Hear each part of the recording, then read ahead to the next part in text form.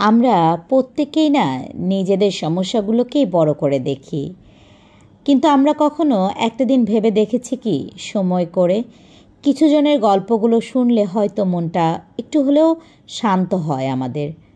অপর প্রান্তে অনেক মানুষ আছেন যারা হাজারো সমস্যার ভিড়ে নিজের মুখটাকে একরাশ হাসিতে ভরিয়ে রাখে এবং সব সমস্যাগুলো এক সাইড করে দিয়ে তারা ভালো থাকে, তারা ভালো থাকতে চায়।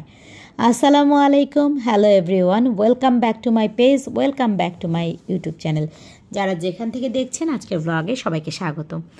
এই তো সকাল সকাল রুটি বানানো, কারণ রুটি শেষ হয়ে গেছে আর পরোটা কতদিন বা কিনে খাবো, আর বেশি তো তেলের জিনিস খাওয়া ভালোও লাগে না, তাই ভাবলাম আজকে রুটি বানিয়ে নেই।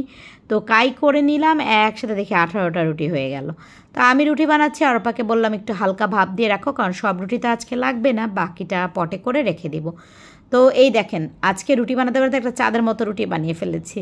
অনেক দিন না বানালে যা হয়, তবু যতটুকু পেরেছি আলহামদুলিল্লাহ, একেবারে খারাপ হয়নি। একটা দুটা রুটি 19-20 হয়েছে, বাকিগুলো কিন্তু একদম পারফেক্ট ছিল। ঠান্ডা করে বক্স ভরিয়ে রেখে দিলাম।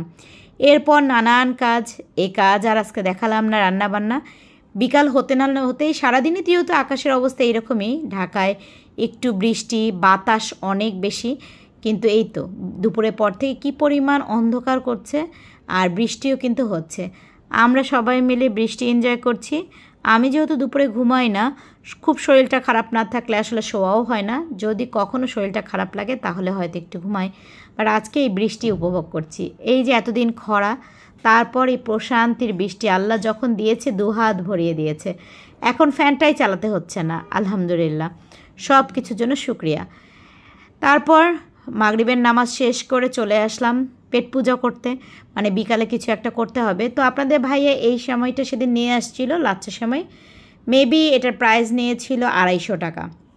কিন্তু বিশ্বাস করেন, আমি বলবো আমার ব্লগটা যারা যারা দেখছেন তারা প্লিজ এই সময়টা কিনে, লাচ্ছা সময়টা কিনে টাকা নষ্ট করবেন না।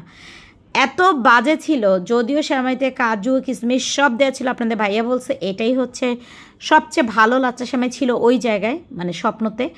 কিন্তু রান্না করার পর এতটাই বাজে লাগছে, কারণ আমি তো এই ওয়েতেই রান্না করে একটু ঘি দিয়ে ভেজে নিয়ে দেন দুধটাকে জাল করে, তারপর আমি ভাবছিলাম যেহেতু কিশমিশ, কাজু, পেস্তা সব কিছু দেওয়া আছে তাহলে নিশ্চয়ই ভালো হবে। অনেক সময় আমরা অনেক কিছু দাম দিয়ে কিনলেও বা দামি জিনিস কিনলেও ভালো নাও হতে পারে, সেটা আবারও প্রমাণ। অনেক সময় রাস্তা ফুটপাত থেকে আমরা যে কোনো কিছু কিনলেও সেটা অনেক দামি হতে পারে, দামির মতো লাগতে পারে, অনেকে হয়তো ধরতেও পারবে না যেটা আসলে খুব কম দামি। আবার অনেক সময় আমরা বেশি দামি জিনিস কিনেও ঠকে যাই, তাই না? এই সময়টা আবারও বলবো, আমি রিভিউ দিচ্ছি এটার জন্য যে আমি যেমন ঠকে গেলাম আপনারা যেন আর কেউ না ঠকে যান। তো দুধটা জাল দিয়ে নিলাম, আমি পাউডার মিল্কের সাথে 1 কেজি দুধ জাল দিয়ে নিয়েছি। তারপর আমি সেমাইটার সাথে ঘিয়ে ভেজে নিয়ে একটা বাটিতে তুলে এরপরে এভাবে আমি দুধটা দিয়ে দিচ্ছিলাম। একটু মজা ছিল না, কিন্তু কি আর করার, খেতে তো হবে। তো এদিকে চা উঠায় দিয়েছি আর এদিকে সেমাইটা রান্না করলাম, আর আপনাদের সাথে ছোট্ট করে এই ব্লগটাও শেয়ার করলাম। জানি না ব্লগে কার কেমন লাগলো, তবে কে কোথা থেকে ব্লগগুলো দেখছেন প্লিজ কমেন্ট করবেন। আর নতুন যারা আছে তাদেরকে অবশ্যই ওয়েলকাম জানাচ্ছি আমার এই ছোট্ট পরিবারে। আর যারা আমার রেগুলার আমার পেজটার সাথে আছেন, যারা আমার পরিবারের আগে থেকে অংশ হয়ে আছেন, আচ্ছা আপনারা তো আপুকে ভুলেই গেছেন, আপু লাইভ না করলে আপনাদের মনেই থাকে না। একটু মাঝে মাঝে ভিডিওতে কমেন্ট করেন তো দেখি কে কোথা থেকে আজকে আছেন এই ব্লগে। তো আমি কমেডির অপেক্ষায় রইলাম, কেমন?